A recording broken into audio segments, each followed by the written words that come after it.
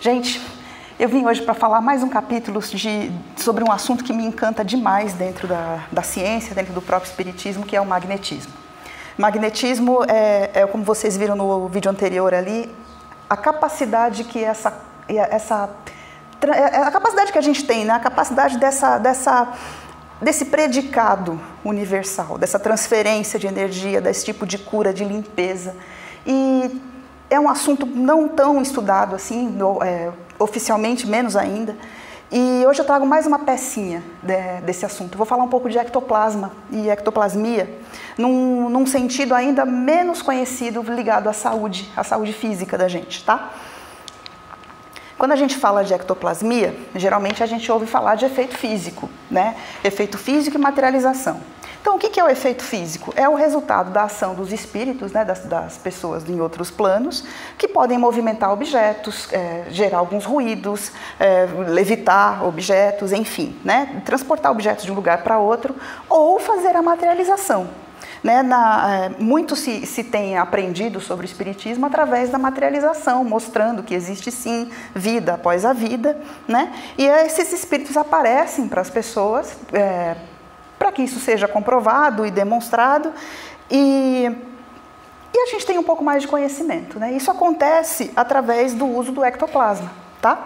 Esses espíritos que aparecem materializados, eles podem conversar com a gente pode pegar, a gente pode fazer até alguns experimentos com eles, pedir coisas, eles podem manipular objetos daqui da terceira dimensão, tá? E podem também ter algumas partes do corpo modeladas em cera. Não sei se vocês já viram fotos de mãos já modelados na cera. Então, eu vou chegar lá. Vou chegar lá já. Falar só um pouquinho sobre esse histórico, tá? Muito se fez na ciência formal, porém de uma maneira não formal, tá? Com gente muito boa ao longo do tempo. E um pouquinho da história conta pra gente que William Crookes, que era químico e físico, fazia alguns experimentos, reuniões com cientistas para mostrar a materialização de espíritos, para que essas pessoas demonstrassem a veracidade disso e tentassem entender o mecanismo da projeção da vida da gente depois da morte, enfim, né? Da morte não, do desencarne, enfim. Então, o William Crookes foi um dos primeiros a fazer isso. E ele tinha com a parceria com a Kate King, que é um espírito que se materializava sempre nessas reuniões. Ali na outra foto a gente tem o Gully fazendo, ele era um médico, né? E ele fazia inclusive mensurações de pressão arterial e tudo mais desse espírito. É um caso bem curioso, mas é só para a gente ter uma ideia um pouco do histórico, tá? Então isso acontecia aí na altura, no final do século XIX, lá na Inglaterra. Depois, aqui também no Brasil, a gente tem muita coisa, muitas fotos por aí, mostrando o Chico Xavier, ao lado do Antônio Alves Feitosa, colaborando aí na materialização da irmã Josefa, né? Então tem muitas fotos por aí, a gente vê uma qualidade ectoplásmica muito grande, muito forte, né? É bem definido, é muito interessante. E aqui no recanto, não posso deixar de falar do Abud, nosso amigo Abud Malek, que ajudou aí na construção e na fundamentação dos trabalhos daqui, né? Essa foto aqui, essa foto última, vocês vão encontrar lá embaixo, no salão oval, aqui atrás também, mas lá no salão com um pouco da história desses eventos, tá? Então, ele é um pilar aqui do nosso trabalho. Outra pessoa que trabalhou muito foi o Richer. Ele é bastante conhecido no meio espírita. O Richer, ele era um Nobel de Fisiologia e Medicina, e ele fazia essas reuniões também. E aí ele tinha uma parceria com a Eusápia Palladino. Eusápia Palladino era uma médium que se colocava à disposição desses experimentos, né? Então ele chamava todo mundo que ele conhecia, a galera toda estava lá. Então a gente tem o russo Aksakov, que fez um trabalho enorme na divulgação e na defesa do espiritismo na região da Rússia. A gente tem o Lombroso, ali que trabalhava mais na parte de criminal, civil, essa parte de antropologia criminal, mas estava ali também. Tem o Morcelli, que, enfim, e inclusive o marido da Marie Curie, o Pierre Curie. Eles trabalhavam com radioatividade E diz a lenda também que eles queriam fazer correlações entre a radioatividade e a parte espírita, o que não deixa de ser verdade também. Mas existia toda uma camada, um grupo de cientistas muito proeminentes e muito importantes falando de ectoplasmia naquele tempo, né? Então, o histórico disso é muito interessante. O Richer foi a pessoa que cunhou o termo ectoplasma. Ectos de fora, do grego fora, e plasma de formação. E ele compara o ectoplasma como sendo um fluido muito parecido com o protoplasma. O que é isso? É aquela aguinha que tem dentro da célula. A célula tem as organelas, o complexo de Golgi, a mitocôndria, enfim, e aquela aguinha lá dentro chama protoplasma. Então, o ectoplasma teria um aspecto muito parecido com esse protoplasma. Para quem quiser conhecer o trabalho do Richer e ter uma ideia da história, ele tem o Tratado de Metapsíquica, em 2 volumes, vale super a pena, é bem divertido. Para quem gosta desse tipo de assunto, é um prazer assim, ler essas coisas, né? E ele traz todo um arcabouço de conhecimento para a gente que vale muito a pena. Mas até então a gente está falando do tradicional, né? Para o kardecismo, a palavra ectoplasma foi substituída pelo termo fluido vital. O fluido vital é uma variação do fluido cósmico universal. Pensa assim, todo e qualquer material que a gente conhece, e até os que a gente não conhece, né? Mas todo material que a gente conhece tem uma matéria-prima comum. Essa matéria-prima comum se desdobra e forma tudo que a gente conhece, a madeira, o plástico, a tela, enfim, né? E uma dessas variações é o ectoplasma, agora chamado para a gente de fluido vital. Isso está no... Tudo acontece no capítulo 14 da Gênese, vale muito a pena ler esse livro. E para a gente colocar num linguajar só, o kardecista conhece o ectoplasma como fluido vital também, tá? Qual é a função do ectoplasma? Né? O ectoplasma é um material que faz a manutenção da vida. É ele que vivifica os corpos, é ele que dá o movimento, é como se fosse a eletricidade, tá? É só um paralelo. É ele que faz as coisas se movimentarem e terem vida. E faz também a ponte entre o mundo espiritual e o mundo físico, tá? Onde está o ectoplasma, onde é produzido, enfim, ele é produzido no duplo etérico. Duplo etérico é aquela cola que a gente tem, aquele corpinho que tem quase 1 polegada ou 2 ao redor do nosso corpo, tá? Que faz essa cola do mundo sutil, plano astral, plano mental, plano causal, enfim, ao mundo físico, tá? E ele é de extrema importância e, infelizmente, a literatura sobre duplo etérico é minúscula. A gente tem pouquíssimos livros falando disso. Toda a medicina chinesa, por exemplo, é baseada no duplo etérico. A Fotokirlian é baseada no duplo etérico, né? A gente tem todos os meridianos ali, né? E a gente não tem conhecimento desses mecanismos. Somente 2 livros, até então, que eu encontrei, são um pouquinho melhores. A gente tem o Arthur Powell, com o livro duplo etérico, tá? Em que ele faz uma junção de todo o trabalho do Leadbeater sobre esse assunto. Mas é um livro meio bagunçado. Parece que a gente pegou um monte de páginas assim, bateu, imprimiu e encadernou. É bom, mas o Uramatiz é um pouquinho melhor, tá? O livro dele, eu não consigo ler aqui, Elucidações do Além, se eu não me engano. Vale muito a pena de ser lido, e aqui ele explica, e ele afirma que a produção do ectoplasma acontece via duplo etérico, tá? Como eu expliquei, o duplo está aqui para fazer a ponte entre o mundo de lá e o mundo de cá. E é ele que faz a transdução, tá? Do que vem do pensamento, do que vem da emoção, para que isso coagule no corpo físico, para que a gente tenha o comando cerebral e o corpo obedeça esse comando cerebral, tá? Então, o ectoplasma está ali, ele é produzido no duplo etérico, e a função dele é traduzir todos os impulsos espirituais em impulsos, no fim, elétricos, aqui na 3ª dimensão, tá? Então, é para isso que está em duplo etérico. E literatura, infelizmente, é muito pouca. Vale muito a pena observar o duplo e entender melhor. É lá que estão os chakras e tudo mais, tá? Daqui para frente, eu não vou mais falar nem de materialização e nem de efeito físico. Era mais para a gente se localizar nesse assunto, tá? Eu usei esses 4 livros aqui como base para o assunto da frente. O Mathieu Tubino escreveu 2 livros envolvendo saúde e ectoplasma. Ele é um brasileiro, um químico também. E é ele que traz os grandes conceitos da relação entre ectoplasmia e saúde, ok? O Murari também escreveu esse livro, ele é um psiquiatra, e ele escreve, eu acho muito interessante essa junção, né, do formal com o espiritual. Ele descreve mais ou menos a mesma coisa que o Tubino faz, descreve, né, e agrega lá as suas observações como psiquiatra. O Chiesa, no último livro ali, faz uma viagem também e conta como que aqueles cientistas todos trabalhavam, conta toda uma história, ele faz uma mistura de tudo que eu estou contando aqui.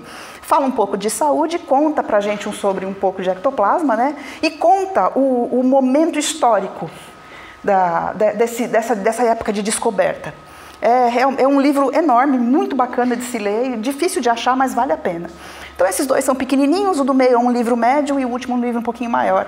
Mas com relação à saúde, é o que tem também. São assuntos que não tem muita literatura, tá? Uma pessoa que ajudou muito a entender como é que esse mecanismo de produção de ectoplasma acontece foi Rudolf Steiner, o pai da antroposofia, da medicina antroposófica, tá? Ele ajuda trabalhando na hipótese de produção. E ele coloca o fígado como órgão-chave na produção de ectoplasma, tá? De um trabalho brilhante, essa pessoa. Em linhas gerais, o que acontece? A gente tem a nossa alimentação. A gente come várias coisas diferentes. Um vegetal, uma carne branca, uma carne vermelha, uma fruta. E cada um desses alimentos tem lá o seu ectoplasma. Só que esse ectoplasma não é igual. O ectoplasma do alface não é o mesmo ectoplasma do frango. O ectoplasma da maçã não é o mesmo ectoplasma do copo de leite. Então, o que tem que acontecer? Ele tem que ser metabolizado. Uma metabolização sutil para que o nosso sistema imunológico, físico e sutil, não rejeite esse ectoplasma. Tá? Então, o que acontece? Quando a gente se alimenta, aquela molécula, seja um carboidrato, uma proteína, uma gordura, seja lá o que for, ela está embrulhadinha no seu invólucro ectoplasmático. Né? E conforme ela vai andando dentro do metabolismo, dentro dos caminhos químicos, o ectoplasma também vai se transformando. Então, o que eu estou dizendo aqui? Né? Que no sistema digestório, quando a gente faz a absorção de um alimento, esse alimento tem lá o seu ectoplasma sendo transformado para que ele seja colocado numa situação em que a gente também possa aproveitar. Tá? Então, dieta tem tudo a ver com ectoplasmia. E a ectoplasmia tem tudo a ver com qualidade de dieta. Tá? De novo, né, ele coloca que a condução dos nutrientes ao fígado, os nutrientes serão conduzidos ao fígado e serão desintoxicados e humanizados para melhor aproveitamento. Tá? Em linhas gerais, o que a gente tem é o metabolismo normal, só que de mais uma coisa além do que a gente come, que acha que está comendo, né? Na produção normal de ectoplasma, a produção normal de ectoplasma está diretamente ligada a uma dieta de boa qualidade. Tá? Então, o que acontece? Quando a gente tem uma nutrição adequada, com macro e micronutrientes adequados, tá? Na ausência de produtos tóxicos e com o correto metabolismo da glicose, eu vou chegar lá, e produção de ATP, a gente tem uma qualidade de ectoplasma melhor. Tradução. Né? A glicose é o responsável pelo que dá energia para a gente, para a respiração celular e para os nossos movimentos. Ela passa pela glicólise, pelo ciclo de Krebs, pela cadeia respiratória e pela fosforilação. Cada uma dessas palavras que eu estou dizendo tem um monte de reações químicas. Para fazer o quê? Para quebrar o famoso ATP, adenosina trifosfato. Isso aqui, ó, é um fosfato. Quando se quebra, a gente tem energia para fazer o que a gente tem que fazer. Se forem 2 fosfatos, adenosina difosfato, adenosina monofosfato com fosfato só. Então, ó, cada vez que quebra um pedaço disso aqui, a gente está ganhando energia. Se a gente estiver bem, tudo que a gente vê em medicina por aí, medicina do esporte, nutrição, está aqui também. Uma coisa não anula a outra. Então, qual é a ideia? Que a gente tenha uma respiração, uma alimentação adequada para a produção de ATP, para que a gente tenha energia para viver. E também para ter a energia e condição ectoplásmica de saúde. E o que acontece se isso não acontece? Quando isso não acontece, a gente tem uma deficiência qualitativa ou quantitativa na nossa alimentação, tá? Ou come alguma coisa mais tóxica, tóxica no sentido de não aproveitável, um refrigerante, alguma coisa que a gente não tem uma qualidade nutricional boa. A gente começa a ter uma produção anormal de ectoplasma, tá? E aí, o que acontece? Esse ectoplasma mal formado, a concentração desse ectoplasma mal formado na gente vai aumentando. Eu produzo uma coisa que eu não consigo metabolizar. Então aquilo vai acumulando em mim e eu vou inflando de ectoplasma. Fico completamente inchada de ectoplasma e a produção de ATP começa a cair. Por quê? Porque eu já não queimo mais glicose. Então o que acontece? Eu não tenho mais produção correta de energia no físico, porque eu tenho uma quantidade de ectoplasma muito grande formada. E no campo sutil, a consequência disso é o quê? Um maior desacoplamento áurico. Então a gente começa, do ponto de vista sutil, a ter um desarranjo áurico, um desencaixe. E nesse desencaixe, além da blusinha não servir, a gente começa a ver vulto, começa a ouvir vozes, começa a lâmpada queima quando você passa. É um mecanismo também, né, de lavagem dessa energia, de retirada dessa energia. Você começa a ficar desencaixado, tá? E aí a gente começa a perder a capacidade sobre o nosso próprio corpo também, né? Vai se sentindo cansado, vai se sentindo pesado e começa a ter os sintomas físicos, tá? Sintomas físicos em geral. Então, de novo, o Munari coloca essa frase aqui, que quanto mais natural e quanto menos processos industriais o alimento tiver, tá? Menor a capacidade de produzir ectoplasma de qualidade duvidosa. Tá? E esse ectoplasma de qualidade duvidosa, ao que parece, pode ser manipulado por presenças também. Então, o que eles estão querendo colocar? Que esse descontrole gera uma série de problemas, tanto para mim, quanto atrai coisas não muito positivas ao nosso redor. Tá? Nós temos 4 tipos de ectoplasma, pelo menos descritos nessa literatura. Tá?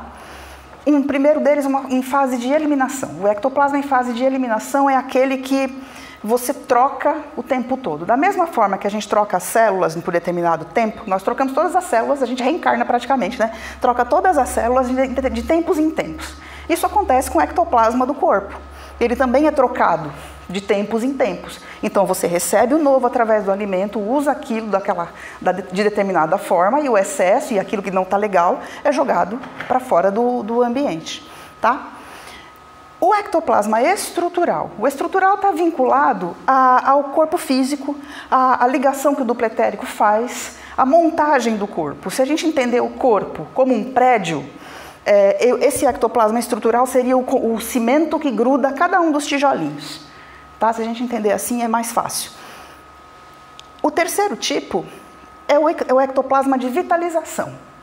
Ele funciona como se fosse, nesse mesmo prédio, a gente tivesse os cabos elétricos, as tomadas, e ele é a corrente elétrica que passa por esse fio e acende todas as lâmpadas. Ele está ligado ao sistema nervoso. Esse seria um terceiro tipo de ectoplasma. E o ectoplasma em fase de retenção pelo organismo, ou seja, é a matéria-prima nova que entra, uma parte dela vai substituir o ectoplasma estrutural, outra parte vai substituir o ectoplasma de vitalização e outra parte vai ser jogada fora se a gente não estiver produzindo esse ectoplasma não muito positivo. Tá?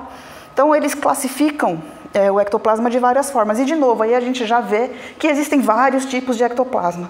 Tá? Tanto vindo do alimento, vindo de qualquer objeto, mas a qualidade, se a gente colocasse uma fórmula química nisso, as fórmulas seriam diferentes, é isso que eu quero dizer. Tá? Parecidas, porém diferentes. E aí vamos falar um pouquinho de sintoma. O que é sintoma? Sintoma é o resultado de reações de cada organismo, tá? De cada um de nós aqui. E é função do temperamento, do equilíbrio emocional, da educação social, da constituição física, da alimentação, enfim, tudo que a gente vê em psicologia, psicanálise, psicossomática e todos os tipos de terapia que a gente vê, né? Sintoma nada mais é que a expressão que o corpo tem em relação a uma determinada crença que você possui, tá? Então você tem um determinado sintoma físico, tá? Esse ectoplasma, ele fica retido. Quando a gente tem um sintoma, sei lá, uma dor nas costas, uma dor de dente, seja lá o que for, é batata. A gente vai ter uma quantidade de ectoplasma naquele lugar. Faz parte do mecanismo do sintoma, da dor física, tá? Ele vai estar lá, grudadinho. E aí, cada sintoma é diferente, no seu ponto diferente, com uma intensidade diferente, mas existe a contraparte ectoplasmática vinculada à dor física também. Ali tem um fluxo que não está indo, tem como se fosse um entupimento. E esse entupimento está vinculado a esse excesso de ectoplasma nesse local. Em literatura, naqueles livros todos ali, em literatura, os campeões de audiência aí de sintomas ectoplasmáticos, né, estão ligados aos sistemas digestivo, respiratório e ao aparelho auditivo.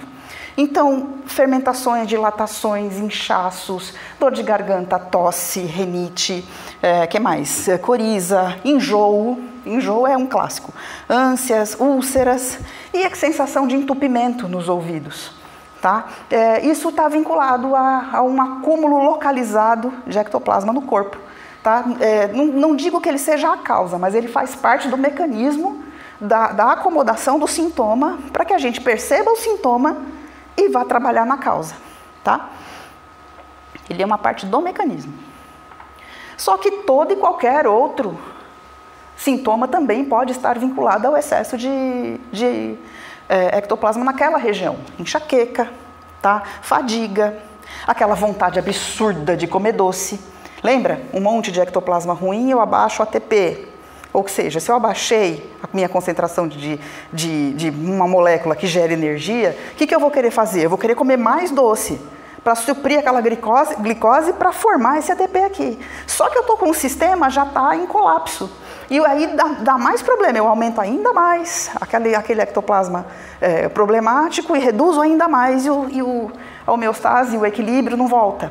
Então a gente tem que se encaixar numa dieta melhor para não ter esse tipo de coisa. Tem muita coisa aqui que se a gente parar para olhar, a gente consegue ligar até ao desequilíbrio de glicose. Tá? Mas, enfim. Tá, eu só dei as notícias ruins, né, até agora. Então vamos tentar reequilibrar essa questão do ectoplasma no corpo. E não tem outro caminho, a não ser o que os pranayamas do yoga já ensinam pra gente. Aí é respirar. Respirar faz com que a gente exerça essa troca com o ambiente e faça uma lavagem, né? Em química a gente chama lavagem desse nosso sistema com esse ectoplasma mais complicado que a gente está carregando. Então, quais são as dicas que se dão, né? Preparar um ambiente suave, com pouca luminosidade. O LED azul aparentemente ajuda a quebrar, a luz azul ajuda a quebrar esses blocos, né? Quebrar em pedaços menores para a gente poder retirar esses excessos de ectoplasma complicado. Uma música instrumental suave. Você pode fazer uma prece do jeito que vocês quiserem, né? O jeito que a pessoa tiver mais facilidade. Que tenha mais a ver com o jeitão da pessoa, é isso que eu quero dizer. Inspirar e expirar lentamente, como em toda meditação, como no Hatha Yoga, enfim. E aí, o que acontece? É comum que ocorra, quando isso acontece, é comum que ocorra uma necessidade enorme de tossir, ou um pouco de ânsia também, que é essa coisa dele saindo. Isso é um fato, isso eu particularmente já senti bastante. E uma sensação de calor, né? O corpo vai fervendo porque aquele negócio vai saindo e pode estar 0 grau lá fora e você continua fervendo até ele sair. E aí quando acaba? Acaba quando você, cai com sono, cochila, descansa. Depois daquele trabalho hercúleo de limpeza interna, né, aquele gasto de energia, você acaba descansando. Então aquele cochilo está dizendo para você, ó, já conseguiu, limpou, ficou legal, tá? Tem gente que tem uma facilidade mental e aí fica uma dica. É possível pedir e permitir que o elemento água carregue esse ectoplasma contaminado no chuveiro. Peça e permita que o elemento água retire esse excesso, que ele leve embora, ralo abaixo, tá? Funciona também, você percebe escorregando pelas mãos, pelo menos no meu caso é assim, mas funciona, tá? E qualquer estado que faça com que você se sinta emocionalmente bem, vai te ajudar também. Exercício físico, bicicleta, musculação, ouvir uma música, sei lá, fazer faxina, qualquer coisa que você gostar. Se você se jogar ali e se divertir, você entra em homeostase. com algum tipo de homeostase, é o equilíbrio químico, é o equilíbrio físico-químico interno, onde tudo está funcionando normalmente. É o relógio azeitadinho, sem atraso e sem adiantamento, tá? Isso é homeostase. A gente precisa lembrar uma coisa, né? De novo, se a gente considera que tudo que a gente ingere forma, a gente absorve esse ectoplasma, se há a ingestão de uma... Então a gente tem uma atmosfera ao nosso redor formada desse ectoplasma. O que a gente vai pôr lá? Se houver consumo de cigarro, de álcool, enfim, esse tipo de coisa que o organismo não está acostumado, não foi feito para metabolizar, para onde vai essa coisa toda? Vai para essa atmosfera ao nosso redor. E aí vocês viram lá na cena do filmezinho da transmissão de energia, do passe ali da bioenergética, um rapaz, ele estava escurecido e ele ia limpando, né? Aquilo pode ser um exemplo de cigarro, assim, uma metáfora, né? De um cigarro, de uma bebida alcoólica, a retirada daquilo do corpo. Então, isso prende e fica no ectoplasma. E aí, de novo, você acaba ganhando de brinde algumas presenças não desejadas, tá? O que mais? A Organização Mundial da Saúde define saúde como um estado completo de bem-estar físico, mental e social, e não somente a ausência de afecções e enfermidades, tá? Querendo ou não, ela acaba concordando que o lado espiritual da gente estando bem, a gente não tem, também faz parte da nossa saúde, não tem motivo isso facilita a cura das coisas, a gente tem que estar bem, seja fisicamente, seja mentalmente, mas espiritualmente também. E isso faz com que essa aura contaminada acabe se limpando pelas escolhas que a gente faz. Não só a escolha dietética, mas as escolhas de vida que a gente tem. Tá? No fim, é tudo a mesma coisa. Orar e vigiar, cuidar de si, fazer a sua reforma íntima. E isso afeta também, inclusive, o corpo físico da gente. Era isso que eu tinha para contar para vocês hoje. Uma pergunta. Aqui você trouxe as questões, né, estruturais do etéreo, né? Então, onde ele tem um impacto no corpo físico, sim, né, nas questões emocionais, nos sentimentos. E a gente vê aí uma dualidade funcional, né? Ou seja, na mesma estrutura química que eu tenho no corpo etérico, eu tenho na matéria de forma diferente, por exemplo, a partir do DNA. Certo? Tá. Nessa linha, a gente entende que o pensamento, ou seja, o espírito, é a grande força motriz disso. Sim. A partir do momento que a gente tem a aquisição da compreensão. Isso. Certo? De toda essa estrutura que gera um impacto. Como que talvez aí na sua visão, a gente fazer o contrário disso? Né? Quando a gente inclui aí a questão do pensamento, né? A questão do conhecimento, por exemplo. O que nessa estrutura, o que esse pensamento pode impactar positivamente ou negativamente, além da alimentação, além da questão comportamental? Conhecimento, sabedoria, está vinculado diretamente à cura. Tá? Pelo menos até onde eu estudei, até onde a minha opinião é a seguinte: a gente tendo conhecimento, sabendo o que está acontecendo com a gente quebra os nossos paradigmas e muda, e o nosso corpo muda. Né? Quantas e quantas vezes a gente sara de uma coisa que não sabe por que sarou, mas sarou porque mudou a crença que limitava. Eu não tenho como fazer uma prova disso, como do ponto de vista acadêmico, científico, eu ainda não consigo fazer uma prova disso. As publicações são muito pequenas, é muito pouco que se investe nesse tipo de coisa.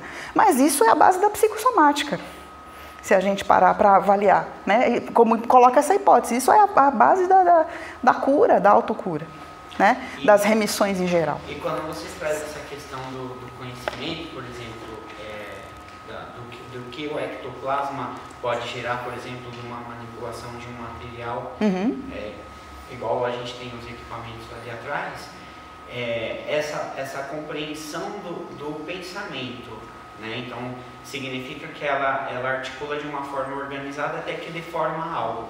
Certo. Né?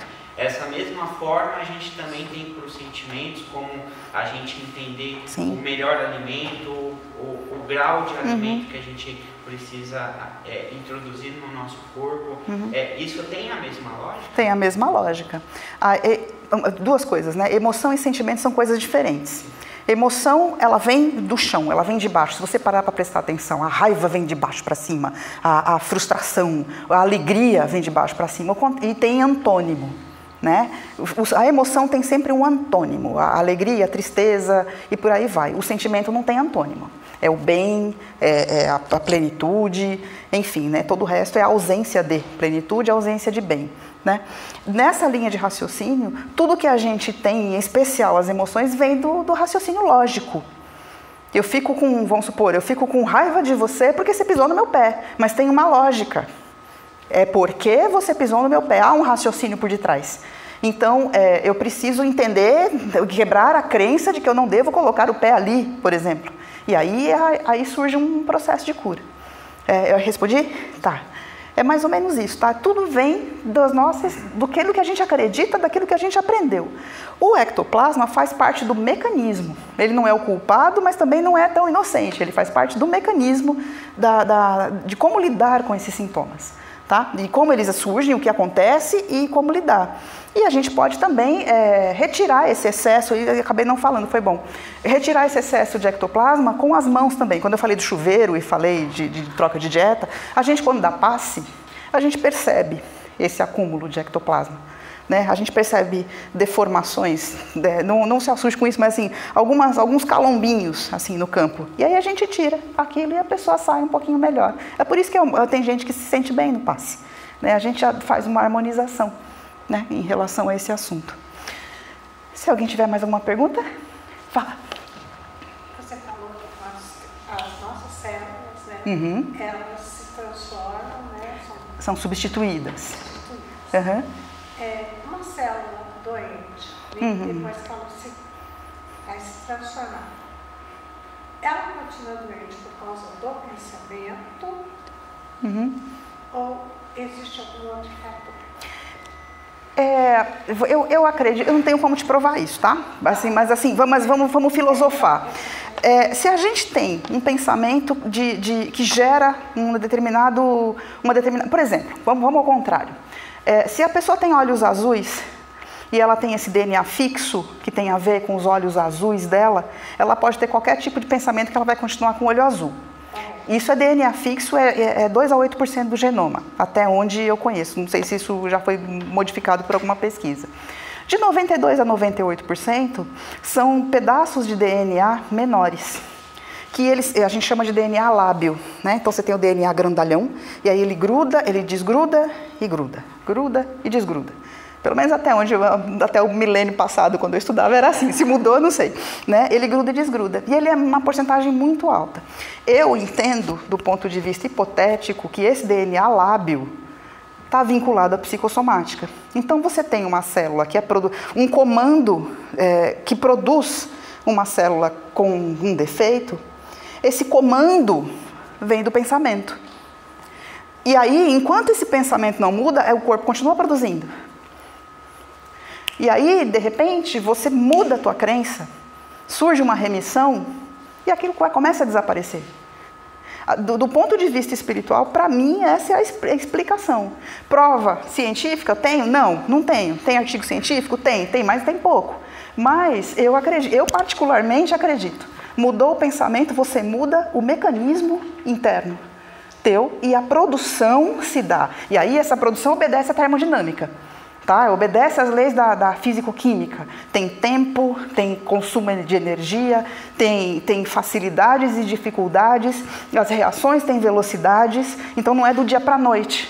Mas eu acredito piamente na cura, na remissão. Encarnação, né? É exatamente essa filosofia que a doutrina espírita tem. Pois é, exatamente. E se a gente fizer um comparativo que se a gente troca de corpo, sei lá, eu não sei qual é o número, então não vou me arriscar aqui. Se a gente troca de corpo, de células, 100%, a gente está reencarnando de novo na mesma encarnação. Oi? 15 anos? Pois é. Então quer dizer que a cada 15 já reencarnei 3 vezes e meia. Que beleza! Entendeu? Então, assim, se você troca, por que não, né? Antes eu tinha, sei lá, um corpo diferente, agora eu tenho uma outra ideia que deve estar ruim, então o corpo está diferente do que era antes, né? Então é uma questão de saber lidar com o pensamento e saber ter uma melhora. Gente, é isso, eu vou finalizar, vou agradecer vocês, fé e equilíbrio em todas as direções. Até a próxima, viu?